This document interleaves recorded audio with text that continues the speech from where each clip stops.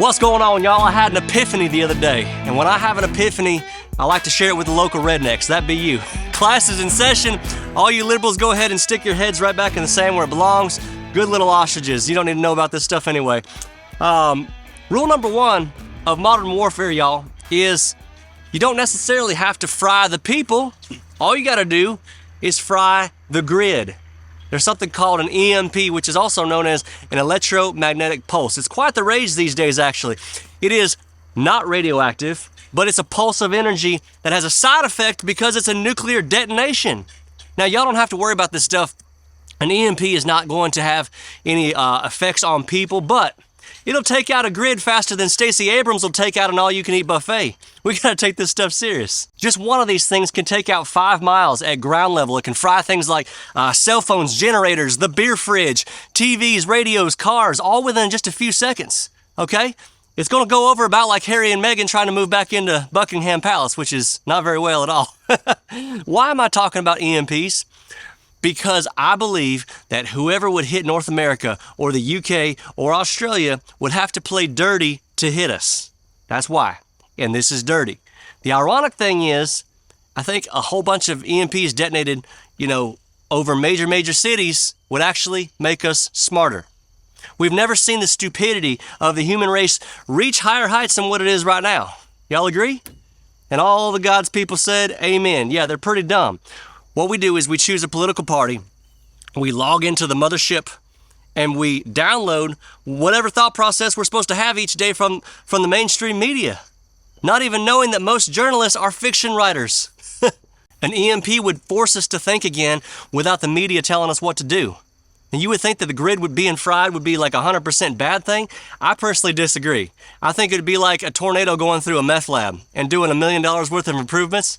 Could actually end up being a good thing. Do y'all actually believe that any government in this entire world wants its citizens to be educated and well-informed? Do y'all actually believe that? Because if you do, you probably also believe that Hunter Biden and Epstein were just pen pals with a bunch of girls from St. Thomas.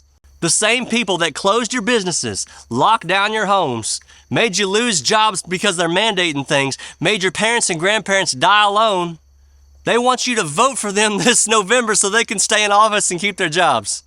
Our brains have been driving with GPS on for way too long. Half our population's already been hacked.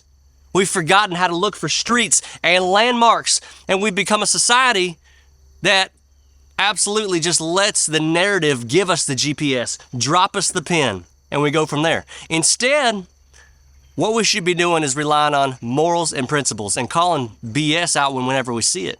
And I don't care what the issue is, if all of these people are for it, you better believe I'm going to be checking out what the other side has to say about it. Matthew 10:16 says, I send you out as sheep among wolves, so be shrewd as snakes and harmless as doves. Y'all, the price of gas after this election is going to be so high, it's probably going to be cheaper to just buy cocaine and run everywhere. Obviously kidding, kids, but damn. So don't get me wrong, I'm not wishing for these things to happen, but I do firmly believe in the side effects. Regardless of who wins the midterms or the next election, I promise y'all, all hell is going to break loose about November 9th around 8 a.m.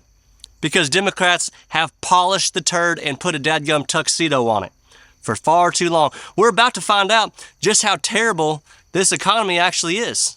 Now, that's not even speaking of anything with the energy crisis in Europe and the coming wars. So what I'm saying is keep your head on a swivel and remember that wisdom that Granddad passed down to you, that ancient wisdom of who you are, what morals and principles you believe in. Because at this point, I believe there are 2 types of conservatives left. Those who don't see where this is going, and those of us who do. Y'all be good.